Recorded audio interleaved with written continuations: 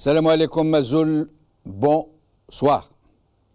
55 ans plus tard, cette nuit de violence, de carnage, d'humiliation aussi, qu'ont subi les Algériens de Paris reste enfouis dans le déni, dans le refus de reconnaissance, dans le refus de repentance.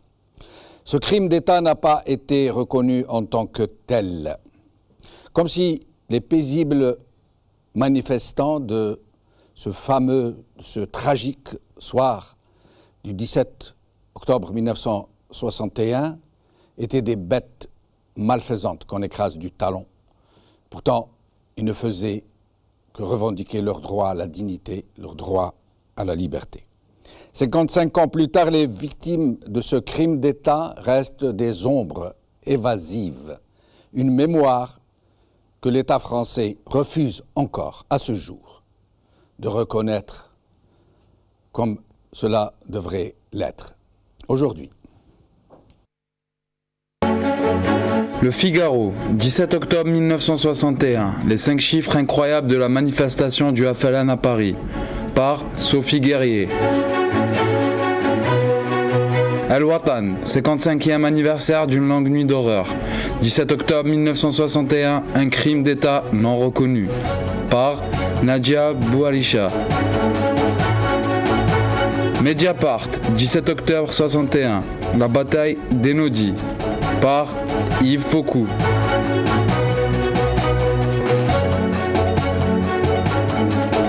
Quand la Fédération de France du FLN lança le mot d'ordre pour la manifestation du 17 octobre 1961, elle avait pris le soin d'exiger que les gens viennent en famille, y compris avec leurs enfants, et qu'ils soient sur leur 31. Complet veston cravate pour les hommes, tailleur manteau pour les femmes. La Fédération de France voulait donner des manifestants l'impression de gens pacifiques, travailleurs, respectueux de la société d'accueil, qu'ils interpellaient, qu'ils sollicitaient, pour qu'elle soit de leur côté, pour que les Sopol avaient tous gardé en mémoire la célèbre phrase de Maurice Papon. À partir de maintenant, nous ne rendrons plus coup pour coup. Pour un mort, nous ferons 10 morts. Pour un coup porté, nous en porterons 10. Raoul Létard, qui était un jeune policier au moment de la tragédie, dira plus tard: nous, on faisait la guerre et on avait un adversaire bien désigné, c'était les Algériens. On se disait: un jour quand même, ils vont bien faire la connerie de sortir tous ensemble. Et ça, c'était une sorte de rêve, d'avoir un jour un paquet de mecs face à nous là, et de pouvoir régler les comptes, parce qu'on avait accumulé des morts, et bien sûr de la haine.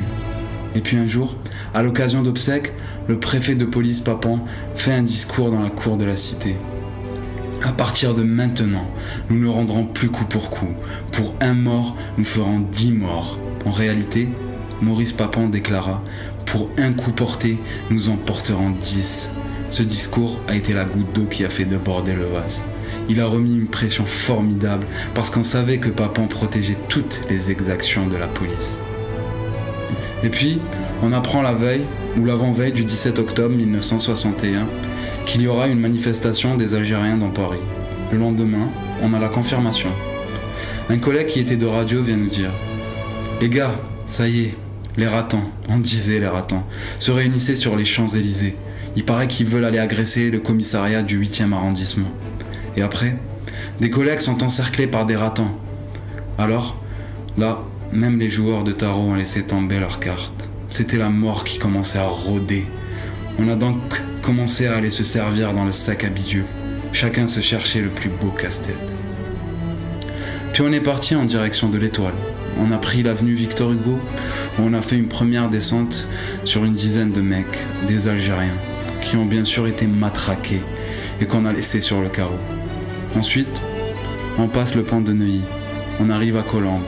Et qu'est-ce qu'on voit devant nous? Une manifestation d'Algériens, plusieurs centaines. Notre patron, l'officier qui commandait, était prêt à couvrir tout ce qui devait être couvert. Il n'y avait pas de raison de se retenir. J'ai un collègue qui était le chauffeur du car de commandement. Il descend et tue d'emblée un Algérien qui avait sous son manteau une arme qui se révélera être factice. On boit. Le patron est affolé. Vous êtes fous, commencez pas comme ça. Ce mort-là était l'un des 2 morts officiels recensés dans la nuit du 17 au 18 octobre 1961. On était devenu incontrôlable. C'était parti. On s'est lancé dans ce qu'on appelait les courettes, les poursuites, qui nous ont conduits dans une zone de pavillon de Colombes. Il était déjà 23 heures. Les habitants qui avaient peur nous appelaient. On montait dans les étages pour mieux voir et on tirait sur tout ce qui bougeait. C'était l'horreur, l'horreur.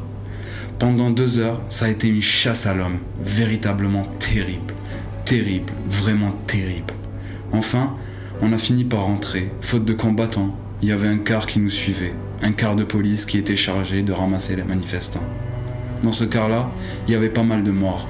Là, ça a gueulé, parce que le commandant n'était pas content qu'on ramène des cadavres. Il disait qu'il fallait les laisser sur place. On était tellement déchaînés qu'on était devenus incontrôlables. L'ambiance était telle que si un officier ou le patron s'était avisé de vouloir nous reprendre en main, il aurait été malmené à son tour. Quelques jours plus tard, le 1er novembre, les Algériens devaient ressortir. À la limite, ça ne nous aurait pas déplu. Mais le directeur est arrivé en disant « Voilà, je sors de chez le préfet qui n'est pas content de ce qui s'est passé le 17 parce qu'il y a eu beaucoup trop de morts dans le commissariat. Il ne veut pas que ça se renouvelle. En revanche, vous avez carte blanche sur la voie publique. Vous vous rendez compte? Dire à des gardiens de la paix, vous avez carte blanche sur la voie publique. » En rentrant à la maison après la nuit du 17 octobre, j'ai réveillé ma femme. D'habitude, je ne raconte rien à personne. Mais cette fois, je lui ai dit « La haine, c'est terrible. Ça conduit à tuer. » Les manifestants avaient pensé que le peuple de Paris allait sympathiser avec eux et les protéger des exactions policières. Il n'en fut rien. Écoutez cette déclaration de Georges Mattei, l'emblématique militant anticolonialiste. Il y avait là un car de police. Le gardien s'est affolé, il a tiré. Et juste ici, à l'endroit où nous sommes, il y avait 3 cadavres d'Algériens. L'impression que j'en garde, moi, c'est que le peuple de Paris, ce soir-là, s'est transformé en indicateur de police, en auxiliaire de police. Il montrait du doigt, il disait « Là, monsieur l'agent, là, monsieur l'agent », en désignant les Algériens qui allaient s'abriter dans des maisons. La répression fut impitoyable. 10 000 policiers et CRS avaient carte blanche, droit de vie et de mort, pour agir quand bon leur semblait. Ils s'en donnèrent à cœur joie. Le mot ratonnade venait d'apparaître dans le vocabulaire raciste. Bastonnade, noyade, tir à bout portant et à hauteur de poitrine ou de tête. De très nombreux morts, des arrestations par milliers, puis dès le lendemain, expulsion de très nombreux résidents vers l'Algérie, où la police coloniale les attendait de pied ferme. Les autorités françaises reconnurent 3 morts. Écoutez Jean-Luc Einaudi. Je pense que la réalité tourne probablement autour de 300. Des morts sous quelle forme? Un grand nombre de morts par noyade, des morts tués par balle, des morts dans des lieux d'internement, notamment au Palais des Sports de la Porte de Versailles, dans la cour de la préfecture de police, dans l'enceinte même de la préfecture de police. Au stade de Coubertin, on a tué des hommes dans des lieux d'internement ce jour-là.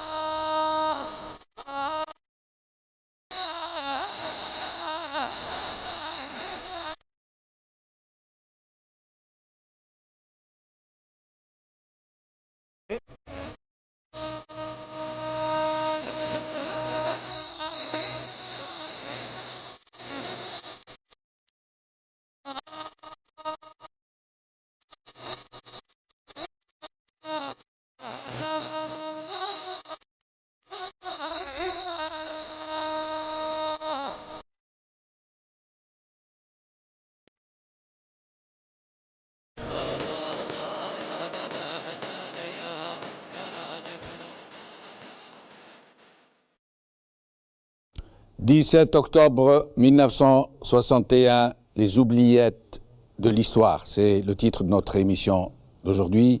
Et j'ai le plaisir de recevoir Sadr Sellem, historien, spécialiste de la colonisation. Sadr Sellem, merci d'être avec nous. Hassan Zahraoui, chercheur, sociologue spécialisé en immigration, spécialisé de la diversité, de la discrimination aussi. Vous avez, je crois, fondé une association, il me semble. Non, je n'ai pas fondé une association, j'ai été le cofondateur du premier observatoire de la lutte contre les discriminations à l'époque de Martine Aubry. D'ailleurs, j'ai été le co-rédacteur du projet de cet observatoire qui nous a échappé par la suite, évidemment, qui a fonctionné pendant 4 ans. J'ai fait partie des gens que Martine Aubry avait désignés au Conseil des ministres comme faisant partie, mais au départ, on était 2 seulement, deux indigènes, entre guillemets. Donc, M. Nourdine Boubacar du FASILD, il était le FAS, Fonds d'action sociale, pour les travailleurs immigrés. Et moi-même. Et c'est moi qui ai rédigé le projet de l'Observatoire des discriminations. Donc, au départ, on l'appelait le GED, le groupe d'études sur les discriminations. Après, il est devenu le GELD, groupe d'études et de lutte contre les discriminations. Mais au départ, on n'était que 2. Et après, on a eu 22. Ça fait penser à une histoire. Et après, ma foi, Martine Aubry s'en est saisie. Et elle en a fait un GIP, du coup, Nourdine Boubacar, qui était le co-initiateur. Lui, il a eu l'idée de l'observatoire après avoir vu l'assassinat de Kelkal en direct. Du coup, il a dit, il n'a pas été jugé, donc voilà, je crée un observatoire. Et il m'a demandé, c'est lui qui a eu l'idée, et moi j'ai rédigé le texte fondateur. Ouais. Et du coup, il a fonctionné pendant 4 ans, et on a découvert que c'est pas évident de lutter contre les discriminations, parce que les discriminés eux-mêmes, ils hésitent des fois à déposer plainte. Et même quand ils déposent plainte, ça se termine par non. Et nous allons en parler des discriminations entre hier et aujourd'hui, en quoi ça a changé, si c'est pire, si c'est plus humain, j'allais dire. Sadr Sedlem, François Hollande, le président français, avait signé une pétition, il était l'un des signataires de cette pétition qui réclamait la qualification de ce qui s'est passé le 17 octobre en crime d'État. Il était signataire. Or aujourd'hui, il est le chef de l'État français. Qu'est-ce qui l'empêche d'aller vers quoi il appelait lui-même ? C'était avant d'être président, c'était en pleine campagne électorale. Dans les campagnes électorales, on ratisse large. Les artifices sont bons pour la pêche aux voix. Mais il faut reconnaître que il a eu des éléments de langage qui allaient au-delà de ce qui avait été dit ou n'a pas été dit auparavant. Mais il y a des blocages, pas seulement dans la classe politique, dans la société française. Et il y a un problème vis-à-vis de la diversité, qu'on appelle par euphémisme la diversité. Maintenant, on a un complexe, les problèmes des 3 I, immigration, intégration, puis l'islam, puis la mémoire coloniale. Donc, ça charge la barque au maximum et ça multiplie les blocages. Zaharoui a le mérite d'être passé de l'étude de l'immigration à l'intégration. Et puis il y a eu les problèmes de l'islam, où les sociologues ont été d'emblée éliminés par les islamopolitistes qui voulaient monopoliser le problème pour rentabiliser la peur. Ils faisaient croire pendant 25 ans à l'imminence d'un grand soir islamiste et qui servait à éclipser les ratés de l'intégration et de la lutte contre les inégalités. Or maintenant, on a les problèmes de la mémoire coloniale qui, dans l'immigration, a une importance comparable à celle de l'islam dans l'immigration dans les années 80. Mais les études restent très en retard. Les études objectives qui nourrissent la réflexion de la branche saine de l'opinion, qui est de bonne foi, qui accepte qu'on lui révèle. Est-ce que ce que vous nous décrivez là, est-ce que c'est une démarche qui va de soi au sein de la société française ? Est-ce qu'il y a des pressions venant de certains lobbies ou des contre-pressions venant d'autres lobbies ? Il y a de tout. Il y a de tout. Il faut reconnaître que l'opinion française est beaucoup plus prête à accepter la vérité que certaines catégories de la classe politique. Je me souviens d'un sondage qui a été réalisé au moment de la repentance de l'Église vis-à-vis de ce qui s'est passé pendant la Deuxième Guerre mondiale. Et on a posé la question aux Français. 56% ont répondu que le peuple algérien mériterait la même repentance. Une majorité, donc. Une majorité. En quelle année? Alors, la repentance, c'est dans les années 90. Oui, c'était. Peut-être qu'entre-temps, ça a dû changer dans le mauvais sens. L'islamophobie aidant, tous ces épouvantails qu'on agite, est-ce que nous pourrions obtenir les mêmes résultats? Bon, la vérité, elle avance. Elle avance au rythme des recherches. Elle avance ou elle recule? Non, elle avance quand il y a des recherches probes et érudites. À propos de recherche, je m'excuse de vous interrompre, c'est très intéressant pour ne pas nous fourvoyer dans d'autres pistes. J'aimerais d'abord savoir, cette fameuse manifestation, certains disent qu'elle a été appelée, le mot d'ordre venait de la Fédération de France. D'autres disent que non, qu'elle pourrait émaner de la direction centrale de la Révolution de l'époque. Bon, le mot d'ordre, il venait de la direction qui était en Allemagne, le comité fédéral, en réaction à l'ordre de couvre-feu, à l'intention d'une catégorie de citoyens français. Il ne faut pas oublier qu'on avait envoyé 1 million d'hommes pour forcer les Algériens à rester français. Oui, mais ils n'étaient pas français à ce moment-là, ils étaient sujets français. Non, depuis le statut de 47, c'est la citoyenneté dans le statut organique, dans le statut personnel. En gardant leur statut personnel, c'est-à-dire à la limite des sous-citoyens. Ce n'étaient pas des Français à part entière. Dans les faits, non. La preuve, c'est qu'on a institué un couvre-feu à l'intention d'une catégorie de citoyens, considérés comme français, mais sélectionnés selon des critères ethniques, religieux, d'ordre racial. Et c'est ce premier côté discriminatoire de la mesure de Papon. Oui. Il voulait...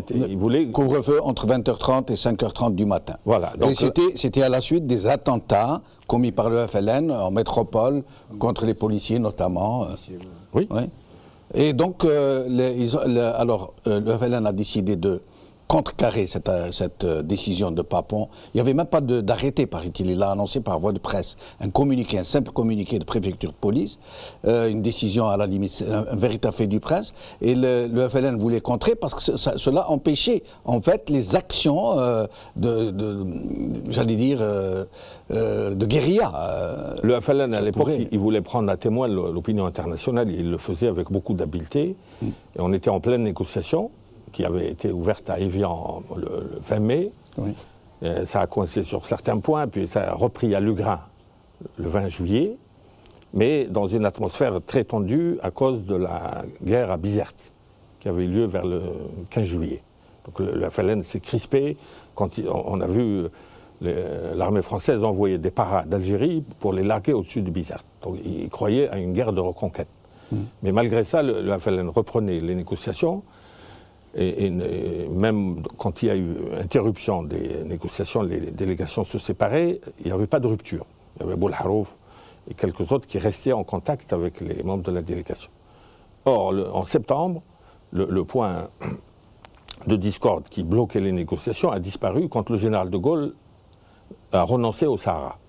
C'était le point de désaccord. C'est-à-dire de séparer le Sahara du reste de l'Algérie, considérer l'Algérie comme un territoire unique, dans lequel le Sahara était... Voilà. Le deuxième point, c'était la binationalité. Parce que maintenant, on se plaint des binationaux franco-algériens, mais il ne faut pas oublier que c'est la délégation française qui a exigé la reconnaissance de la double nationalité pour les Français d'Algérie. Parce que tout le monde croyait qu'ils allaient rester.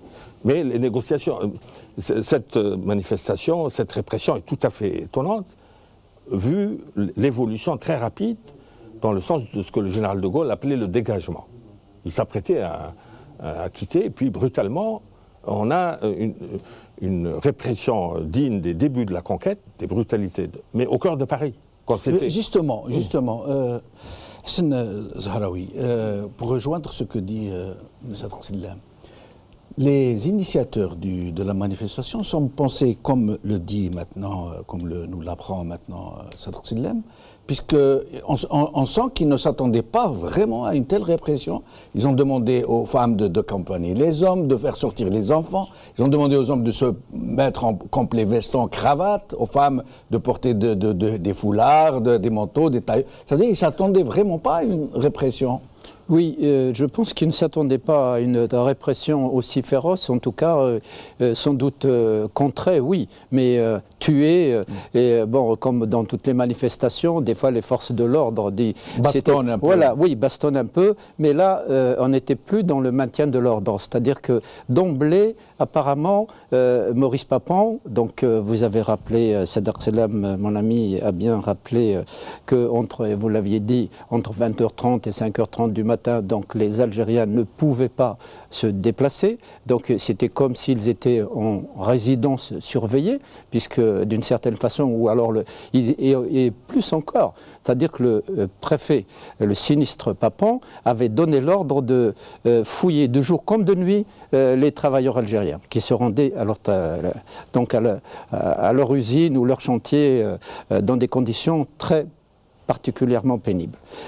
Du coup, cette manifestation, effectivement, les organisateurs du FLN qui l'avaient lancée pensaient qu'elle se déroulerait de façon pacifique avec, comme toutes les autres manifestations, en rencontrant quelques obstacles auprès du service de l'ordre.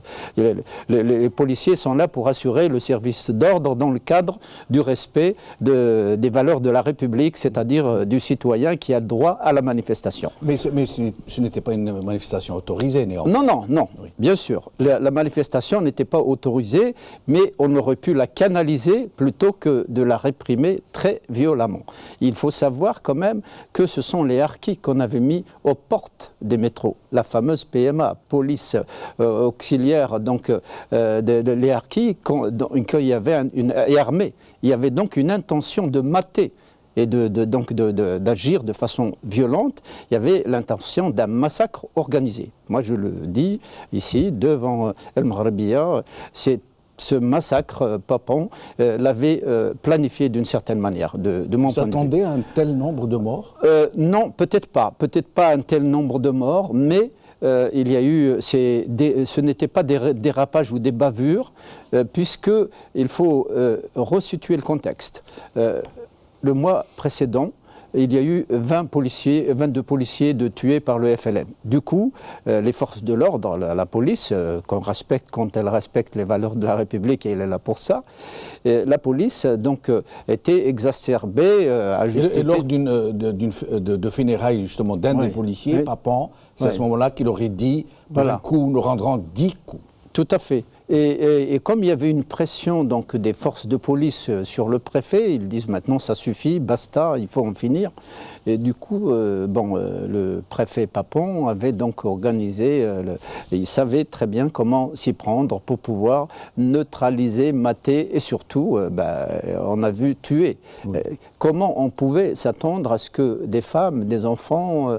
il y a eu des femmes et des enfants morts ? Oui, on a retrouvé une jeune fille là, dans le canal Saint-Martin. On pensait qu'elle a été tuée lors de la manifestation de Charonne, à laquelle on a donné la publicité du côté de la gauche, parce qu'on a demandé une enquête, mais on n'a pas demandé, paradoxalement, une enquête sur les assassinats du 17 octobre 1961. Alors ces pauvres travailleurs, j'ai interviewé pas mal, un certain nombre de... travailleurs qui ont participé à cette manifestation du FLN. Alors, ça a été tenu secret jusqu'à la dernière minute. Et après, on leur a dit, il faut y aller, il faut y aller. Alors, ils ont commencé, évidemment, ils sont arrivés sur le pont de Neuilly, les premiers, mais c'est à l'Opéra que ça a commencé à dégénérer. On a commencé les premiers coups de feu, après, on va vers les grands boulevards, et ensuite, boulevard Saint-Michel. Un des acteurs de l'époque, qui est un proche, m'avait raconté, il est décédé là, il n'y a pas très longtemps, et m'a dit... Des acteurs, vous voulez dire manifestants ? Oui, de manifestants, oui, il était boulevard Saint-Germain. Il m'a dit, ils avaient carrément des camions bennes, ils ramassaient les les gens comme de la poubelle. Et il m'a dit, j'ai dû ma vie sauve au fait que je me suis réfugié dans un immeuble et je suis tombé sur un Français qui a le sens de l'humanité. Et il y en a, et c'est la grande majorité. Justement, à cet effet, la population de Paris, nous avons vu tout à l'heure ce militant pour la cause algérienne nous dire que le peuple de Paris s'est comporté de façon exécrable. On indique tout simplement, ils indiquaient aux policiers, aux flics, comme il dit, des Algériens qui se cachaient. Un concierge d'un immeuble avec une grande cour où il y avait à peu près 150 personnes qui fuyaient la police et qui s'étaient réfugiées. Et c'est le concierge qui est sorti pour les dénoncer. Et là, ils ont été tous coffrés. Mais pourtant, les organisateurs pensaient rallier la sympathie de la population de Paris. Ils se sont trompés. Parce que la première violence a commencé sur le pont de Neuilly. C'est Harki qui a tué un adolescent de 15 ans, qui venait sans doute du bidonville, soit de Puteaux, soit de Nanterre. Bon, les organisateurs, évidemment, ils étaient en guerre. Moi, j'ai rencontré des rescapés. Il y en a un il était parmi les responsables du FLN. Il me dit, nous avions l'interdiction formelle de prendre les armes, parce qu'ils étaient habituellement armés, les responsables. Il m'a dit, mais moi, j'ai transgressé, j'ai pris un couteau avec moi, que je n'ai pas eu à utiliser, et il n'y avait pas de pancarte. Ils ne voulaient pas de banderole, pas de pancarte, rien. C'est après qu'ils se sont mis à dire « Libérez Ben Bella »,« Algérie algérienne », alors que les manifs de décembre... Des slogans, mais pas de pancarte, pas de banderole. Non, ils criaient l'Algérie indépendante, Algérie algérienne, alors qu'à Bellecour, on criait Algérie musulmane, en décembre 60, nuance. Alors qu'Algérie algérienne, ça allait dans le sens du général de Gaulle. Oui, c'était pas l'indépendance. Exactement. Et comment vous expliquez ça? Je m'explique ça par le fait que la LN était plus islamisée que la Fédération de France, un peu laïque. Elle ne pouvait pas, sans doute aussi par tactique. Si on dit Algérie musulmane, il y avait beaucoup de sympathisants laïcs de la cause algérienne. Dans un environnement... Oui. Mais jusqu'à maintenant, il y a Lacouture a écrit tout un livre, l'Algérie algérienne, il se trompe sur le sens de l'Algérie algérienne. Le général de Gaulle a utilisé cette tautologie pour obtenir au mieux une autonomie interne, pour que l'Algérie reste un État associé. Et ce n'est qu'après le retour aux Russes... Ce n'est pas le sens de laïque, non? Non. De Gaulle s'en foutait. Là. Oui, à l'époque, je crois que le problème ne se posait pas vraiment. Non. Oui. Non, ça c'est des problèmes des années 90. Là, Sinon, les autorités françaises ont vite annoncé 3 morts et s'y sont tenus pendant plusieurs jours avant de reconnaître 6 morts. Moi, une fois aux archives, j'étais vraiment euphorique pendant une demi-heure quand j'ai vu carton manifestation octobre 61 à Paris. Je me suis dit, tiens, j'ai commandé le carton. Et dans l'attente, on va trouver un scoop. Eh ben, on trouve que des coupures de presse de l'aurore à l'humanité reprenant le communiqué de Papon. C'est tout. Justement, j'ai trouvé tout à l'heure un extrait sur les archives. On dit que tous les rapports de Papon à sa hiérarchie, y compris à la présidence de la République, ont disparu. Il n'y a aucune trace de tous les écrits de Papon sur la tragédie. Il y a Jean-Paul Brunet, qui est un normalien, un bon historien, qui a écrit un livre sur la base de ce qu'il a trouvé comme archive, mais on l'a appelé l'historien de la police. C'est-à-dire qu'il a penché du côté de la police, où il a inventé... je pense, tout crime d'État est accompagné d'un mensonge d'État. Or, le mensonge a eu lieu au sein de l'État. Parce que si l'on en croit Constantin Melnik, qui était dans le cabinet de Michel Debré, chargé des services spéciaux, c'est lui qui a appris à Michel Debré que les chiffres de Papon sont faux. Il lui a dit, il y a des dizaines de disparus. Les morts avérés. Des dizaines, ça peut vouloir dire les 300 que revendique Eneki. Alors, les révélations ont été faites par la Seine, jusqu'à Mantes-la-Jolie. Alors, à la fin du mois d'octobre, on avait peut-être une vingtaine de corps rejetés. Et puis, ça veut dire qu'il ne reconnaissait que les corps qui étaient rendus par la Seine? Non, il ne les comptabilisait pas. On n'acceptait pas de remettre en cause. Et comment les enterrer? Comment délivrer des permis d'inhumer ou des permis d'envoyer, de rapatrier vers l'Algérie? Ah, rapatrié. Non, il n'y a pas eu de rapatriement. On a expulsé les On a expulsé les manifestants. Certains parmi les meneurs, disait-il. Après les avoir parqués au Palais des Sports, au parc de Vincennes, on a choisi les meneurs qu'on a mis dans un avion qu'on a expulsé. Mais il n'y a pas eu de. Il n'y a pas eu de rapatriement de dépouilles? Non. Ils n'avaient pas droit à cet honneur. Et comment les enterrés sont permis d'inhumer? Alors, il paraît qu'il y a eu des trafics avec l'Institut médico-légal. La dissimulation était totale. Ça veut dire qu'il y a eu énormément de complicité. Mais après, la vérité commençait à être ébruitée quand les femmes de disparus, qui étaient toutes jeunes à l'époque, 20, 19 ans, ont commencé à se plaindre et elles s'étaient toutes envoyées dans le cabinet de Morad Oustir, l'avocat, boulevard Saint-Germain. Et on a une qui est venue et qui pleurait. Elle dit: mon mari, ça fait 1 mois et demi, il ne s'absente jamais, même en vacances, il reste 15 jours. Et il lui a dit: madame, vous êtes 400 dans ce cas-là. Oh là, oui. Ça veut dire encore plus que les chiffres d'Enodi. Plus que les chiffres, parce que Morad Oustir était militant du FLN et sur la base des plaintes il estimait déjà à 400. Et donc... Mais il n'y avait pas beaucoup de femmes d'Algériens qui résidaient en France à ce moment. Si, l'immigration familiale était... Il y avait beaucoup de couples... Justement, oui, il y avait des femmes et c'était à la manifestation. Mais c'est vrai qu'à ce moment-là, la grande majorité, c'était des hommes. Des hommes, des célibataires. L'immigration, oui, des célibataires, dans la force de l'âge, évidemment, il faut bien le préciser. C'est que l'immigration algérienne a bondi de 1946, le recensement. Ils étaient, enfin, recensement officiel, mais les chiffres sont un peu plus élevé, je pense, de l'INSEE, l'Institut national d'études économiques. En 1946, il y avait donc 22 000 Algériens recensés, et en 54, le recensement de 54, on est passé à 200 et quelques mille. Et 10 fois plus. Oui, 10 fois plus. Et à l'indépendance, on était à 350 000, et ce ne sont que des chiffres là de l'INSEE, mais entre-temps, c'est-à-dire que c'est à partir de 1945 qu'a commencé la féminisation. Bon, il y a eu quelques femmes d'arrivée vers les années... C'était quand même assez marginal. Non, assez marginal, mais il y avait ce que moi j'ai écrit dans mon premier livre, j'ai appelé ça l'immigration refuge, dans la mesure où on oublie que les autorités françaises avaient instauré le visa pour se rendre en Algérie à partir de 1956. Pour les travailleurs algériens, dans leur propre pays. C'est-à-dire ceux qui étaient en France devaient avoir un visa pour rentrer. Absolument. Des pouvoirs spéciaux. Oui, tout à fait. Donc on l'oublie trop souvent. Et du coup, comme les travailleurs qui étaient habitués à l'époque à séjourner 1 ou 2 années ne rentraient pas, certaines femmes avaient pris la décision de rejoindre leur mari. Et donc il y a eu... de l'ordre de combien à peu près? Écoutez, on peut estimer, déjà en 1946 il n'y en avait pas beaucoup, mais disons qu'en 62, on peut estimer à 30 000, 40 000 le nombre de femmes déjà. Sur 200 000 à peu près. Oui, je n'ai pas, oui, en 60, oui, important. En 62, oui, c'est important.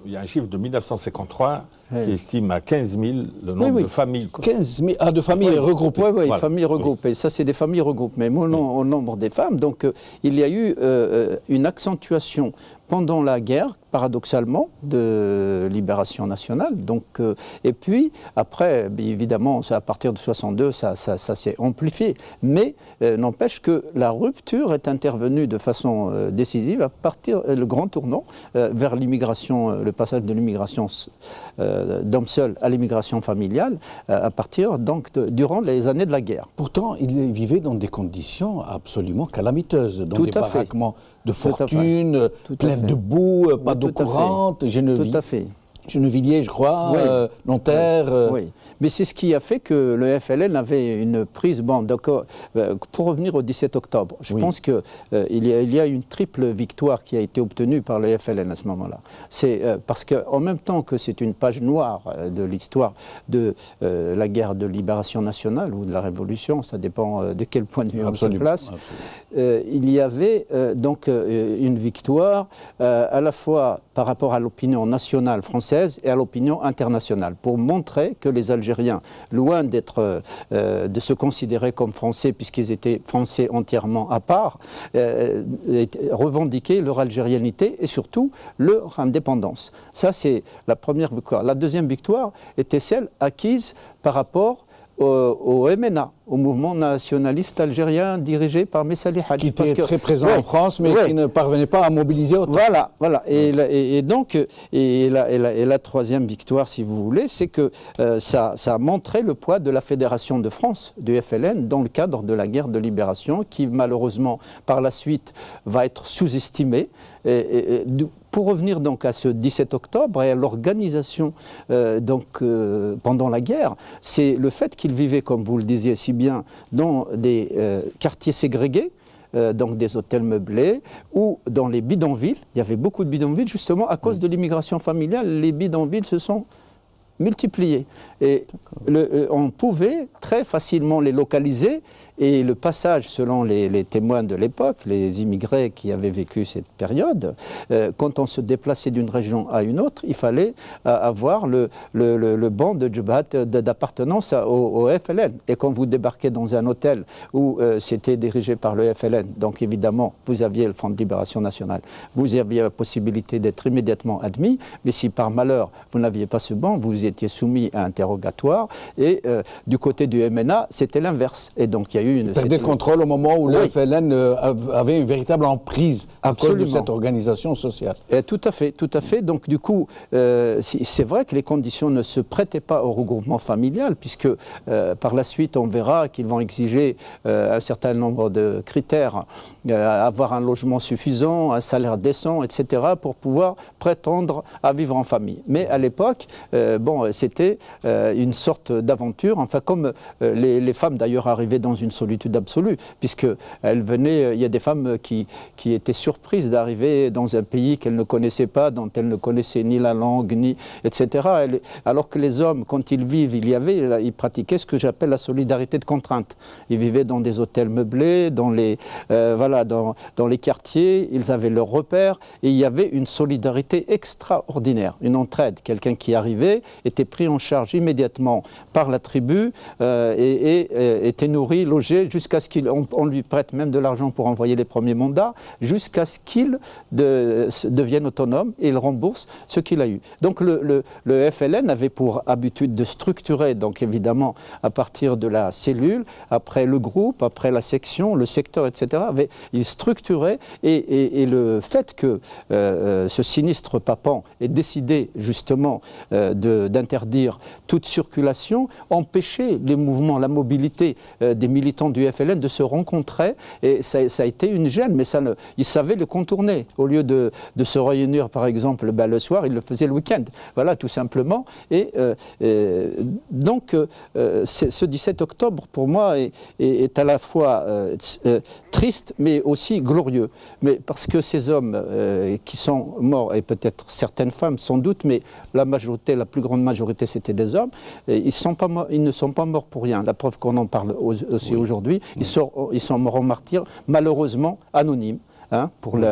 Malheureusement anonymes pour la plupart d'entre eux, beaucoup d'entre eux. Le nombre de morts, justement, combien? De façon à peu près crédible. L'estimation de Mourad Oustir, de 400, il faut la prendre au sérieux, même si elle est peut-être exagérée. Enodi va jusqu'à 300. Ouais. Et Enodi, il faut lui rendre hommage parce que c'est un des épisodes où l'histoire est déficiente. L'histoire positiviste a besoin d'archives. Et quand il n'y a pas d'archives, les gens ne se prononcent pas. Et justement, si vous nous parliez un peu de Jean-Luc Enodi, de son procès avec Papon, de cette la mémoire apparition de la vole au secours de l'histoire scientifique. Oui. Et lui, parce que... Qui est Jean-Luc Enodi? Jean-Luc Enodi, c'était un éducateur à Argenteuil, je crois qu'il n'avait même pas le bac. Non. Oui, mais il avait commencé par écrire un livre sur Laban, un des communistes, des maquis communistes de Lorès, et puis il a écrit sur Yveton, aussi le guillotinier de... Yveton, dont on a débaptisé la rue qui porte son nom à Oran. Oui. Et puis, alors comme il a vu qu'il y avait beaucoup de survivants, les veuves, etc., il a passé son temps à aller avoir des entretiens. chez des gens qui avaient une mémoire phénoménale, une mémoire précise, parce que quand il y a un traumatisme, la mémoire reste précise.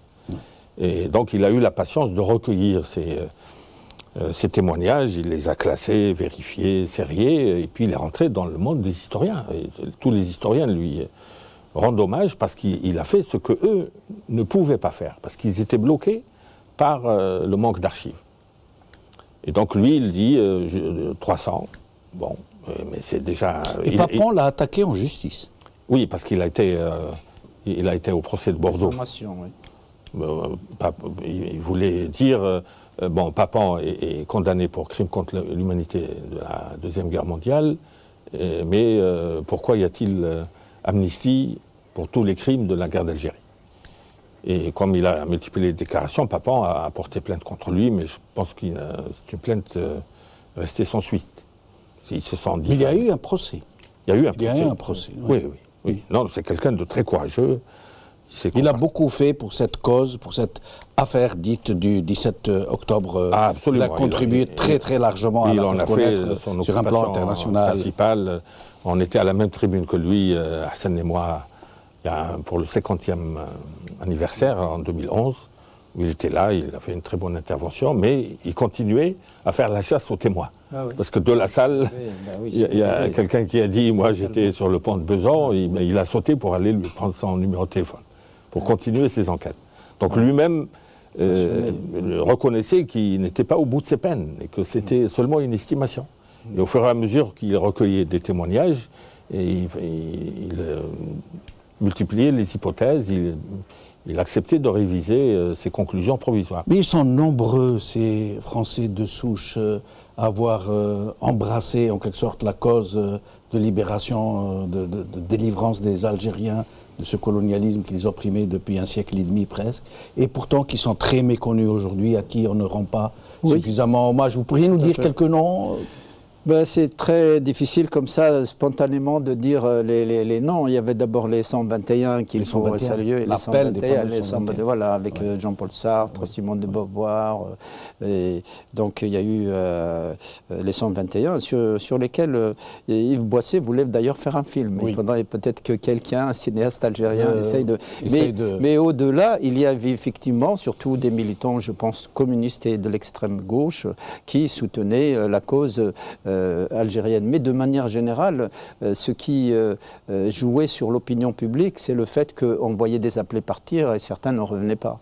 Alors les familles commençaient à se demander pourquoi cette guerre, à quoi elle sert. Mais malheureusement, l'opinion de manière générale, moi j'ai étudié les différents sondages consacrés, on parlait de Nord-Africains, très peu de Français musulmans algériens, on parlait de Noraf. Quand il y a un crime qui est commis, on dit taille moyenne, teint basané, cheveux frisés. Alors moi j'ajoute en tête, recherché. Donc le Noraf. Donc l'époque qui voulait ça. Et malheureusement, y compris je pense aujourd'hui, dans les représentations sociales, l'image du Nord-Africain, donc de l'Algérien, en vérité, derrière le Tunisien, le Marocain, se cache l'Algérien. Le Nord-Africain, c'est d'abord l'Algérien. C'est d'abord l'Algérien. D'ailleurs, les plus nombreux. Voilà, oui, absolument. Mais une enquête de 1951 menée par l'INED montrait que dans l'échelle de sympathie, ça nous vient des Américains, les sociologues, et alors l'échelle de sympathie, ils étaient en avant-dernier, les Nord-Africains, dans le sondage de 1951, un échantillon représentatif. En 1971, le même organisme fait un autre sondage.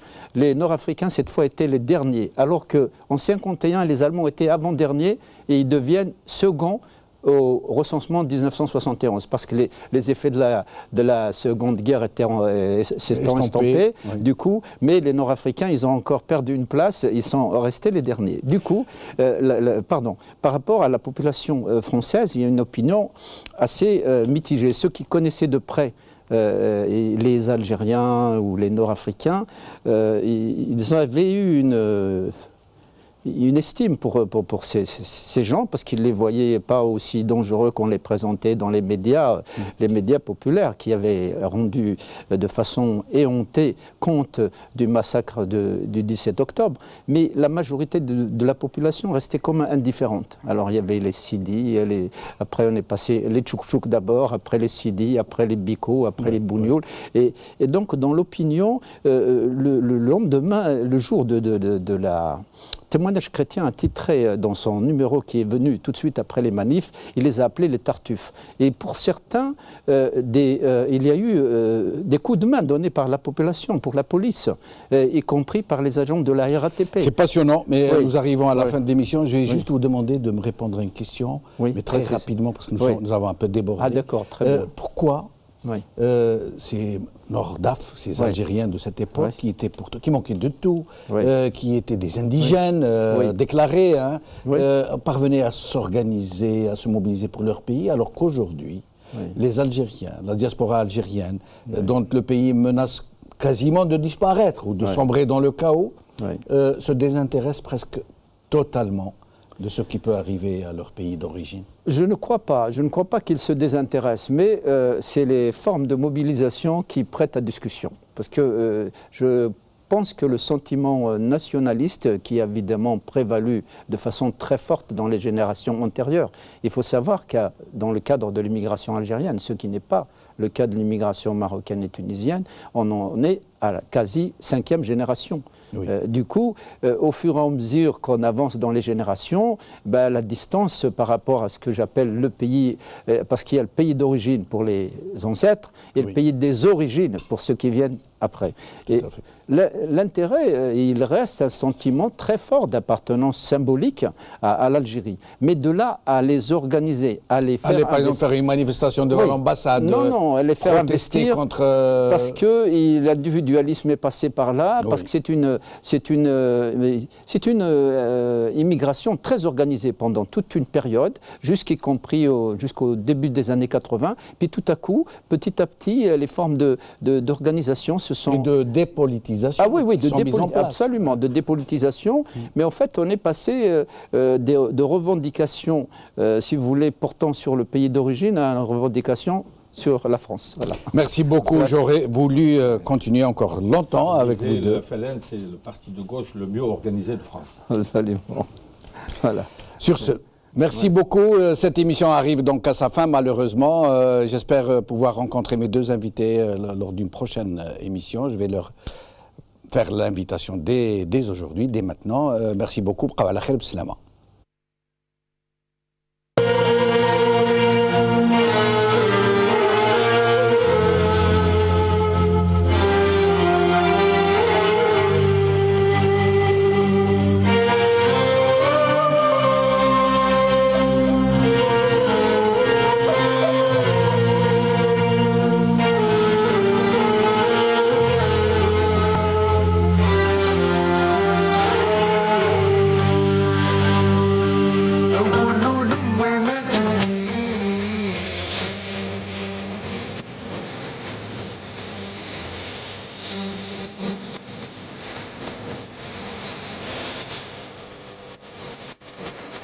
Son mari, son père, son beau-père, c'est-à-dire moi je suis la fille d'un شهيد 26 26 قتلتهم في فرنسا أمامها.